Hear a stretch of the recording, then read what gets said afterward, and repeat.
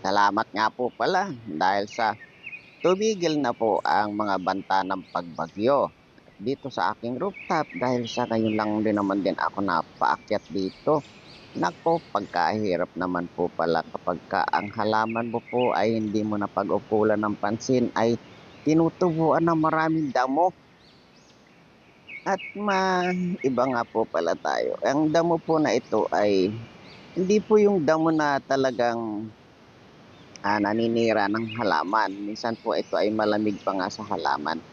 Ang tawag po dito ay pansit-pansitan.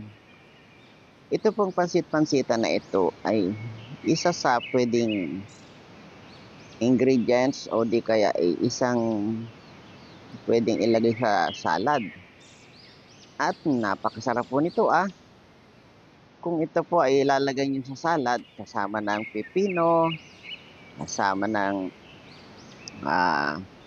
gaya ng apple, gaya ng tinatawag na labanos. Ayan. Yan po ay mayroong mentos na malalasahan ka. Dahil sa napakarami naman po dito sa rooftop ko dahil hindi ko nga po ito naasikaso ang aking mga halaman ay tumubo na sila ng napakarami. At kung ito ay gagawin kong salad ay sakto na ito sa pang-salad ko. Ayan sakto na po yan sa pang-salad ko. Napakadami na yan tignan nyo po. At mayroon pa rin pong ginagawa dyan minsan kapag ako po ay umaakyat dyan ay hindi ko na po sinasalad. At yan na po mismo dahon na yan, ginagawa ko na po dyan ay kinakain ko na po yan dahon na yan dahil napakasarap naman po at may mentos. Kapag kinain mo po yan ay may mentos kang malalasahan dyan sa iyong sa iyong bibig. At dahil nga po, nagbawas lang ako ng damo dahil sa gusto ko ngang lagyan ng pataba ang aking mga halaman dahil mga kalamansi na ito. Dahil ako po ay nasurpresa. Isang buwan mo silang hindi inasikaso pag akyat mo ay meron ka pang makukuhang bunga. Naku, napakaganda naman po at salamat po naman. Dahil dumadaig na po ng ng mga pataba ng kalamansi ay ibabasura muna natin ito gaya ng dati. Ayan, basura po ang pansit-pansitan na napaka-fresh. Yun palang mga halaman natin kapag ka matagal mo silang hindi inasikaso. Gaya nitong aking kalamansi. Hindi ko po ito nagalaw ng isang buwan. Gaya nito, itong mga bunga na to, ayan. Parang mahihina din po sila. Parang nararamdaman din po nila yung hindi mo pag-aasikaso. Kasi hindi naman po ito ganito nung hindi ako halos nalilinggo-linggo ko silang akyatin dito. Hindi po sila ganito katamlay. Kaya ang gagawin ko ngayon ay magdadagdag ako ng pinakapataba sa kanila. Ano ba yun? Ito po meron ako ditong mga balat ng buko. Itong balat ng buko na ito, ayan, yung madami na yan, balat ko ng buko yan. Yan ay tinadtad ko, kumbaga sa kwan, kinagataga ng pino. Ayan, bilang pagkilala sa kanilang mga pagbubunga. Ito po ang pinaka-kokopil na idadagdag ko sa kanila. Ayan.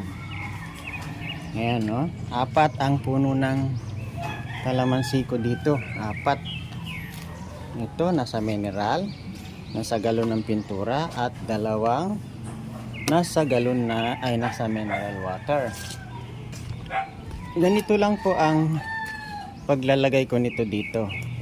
Hindi ko po lahat inubos yung yung pansit-pansitan. Ito po, yan. Ayan, ganyan oh. Ganyan po ang paglalagay ko niyan. Ayan. Ayan po oh. Meron na pong mga una dito. Ito oh. Ito yung mga unang coco peel na tinadtad ko dito. Na medyo malaki lang ito. Pero, ayan. Ngayon po ay dadagdagan na lang. Ito. Dagdag ulit. Ayan. Ayan po oh. Para meron silang panlaban sa ulan. At meron po isa dito nalalampasan ko. Ayan. Ayan, dinalagyan na po natin ng tigit-tigisang dakot. Ay meron pa. Ito, dagdagan uli natin ng tigit-tigisang dakot na alam nyo na po, di ba? Tinasabi ko sa inyo ay tinadtad ko yung balat ng buko. Yung balat ng buko tinadtad ko. Ayan. Ayan, nadagdagan na po ulit ng tigi-isa yan. Tigi-isang dakot. Ayan. Yun, tigi-isang dakot po yan, oh. Ito pa po, ayan, oh. Ayan, oh. Ayan, nakompleto na. Nalagyan natin sila ng coco peel. Ayan. Ramdam na ramdam ko na ang kanilang saya.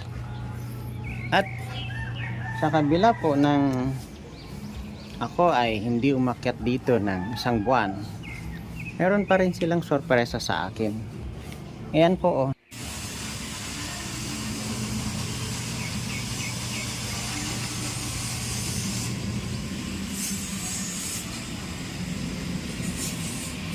Ayan oh.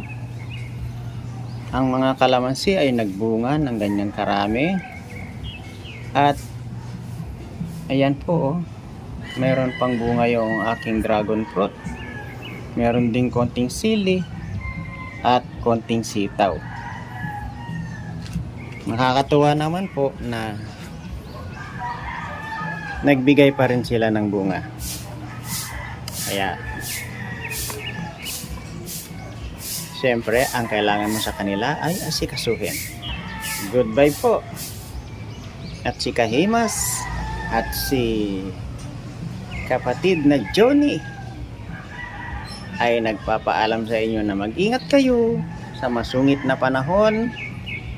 Ay mag-ingat tayong lahat. God bless you all po. At pahabol po, Kagwang Wakiwak, suportahan nyo po yan. Erlin the Official Vlog, Friends Mix Vlog, at si Edita Mix Vlog. Yan po yung mga laging naka-on at saka naka-tune in, na kahit di mo ka ano-ano ay tumutulong sa'yo. Salamat! Bye-bye!